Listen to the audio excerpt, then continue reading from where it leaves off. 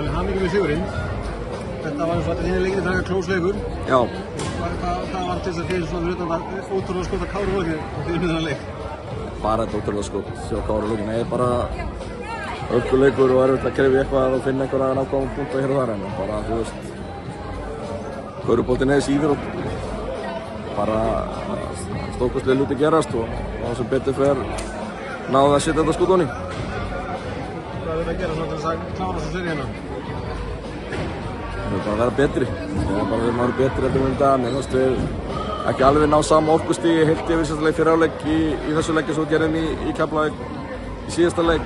Kom betra og mjög töluvert betra í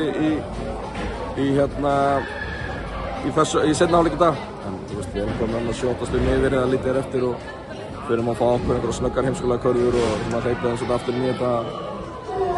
Missum svona, gleymum okkur einhvern hlutum og gott við Keflavík bara greip gæsina og Remi bara með frábæra skot, eitthvað sem hann vitum hann er frábær í og já. Það var bara að klára þetta næst.